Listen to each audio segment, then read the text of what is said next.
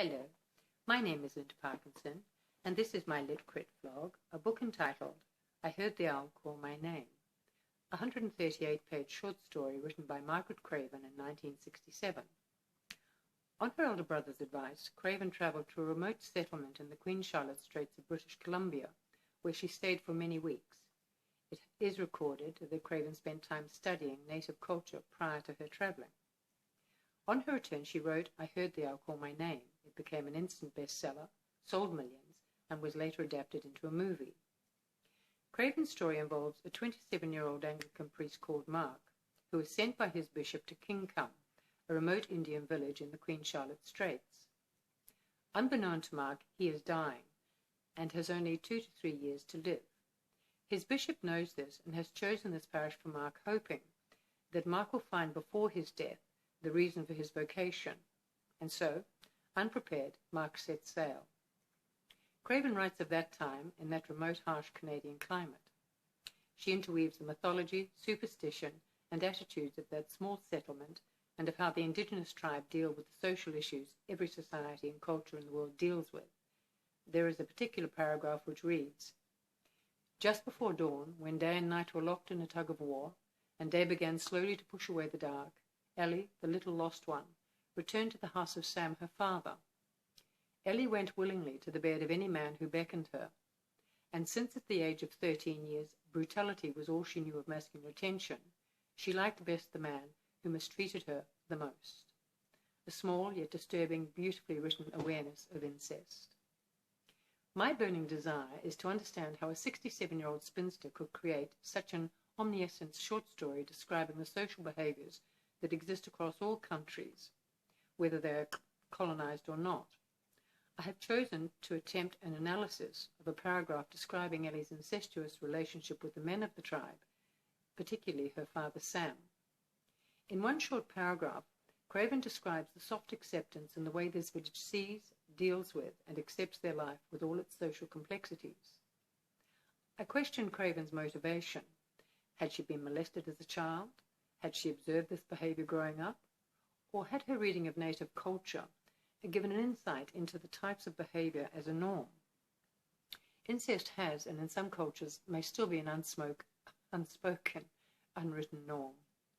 The reasons for incestuous behavior are many, and as examples I mention how 4,000 years ago the Egyptian rulers believed that incest would ensure their bloodlines remained pure and untainted. More recently, it has been known to occur when population and climate conditions preclude men from seeking or finding a wider geographical female pool to pair with. A further social destroyer introduced by colonial settlers was alcohol, given to the indigenous people of the countries they settled.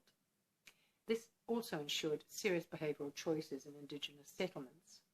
However, with time, Sam's alcoholic rampage caused his wife to rise against him, and Ellie went to school. I am not an expert in social behavior. However, I did appreciate the written simplicity in Craven's use of mimesis to bring the reader's attention to incest occurring within the tribe with its inherent, unspoken acceptance that this behavior does exist. She has not analyzed nor attempted to moralize. More profoundly, Craven's brief attention to the teenager Ellie demonstrates a social behavior which exists today in all cultures and is perceived as an immoral act.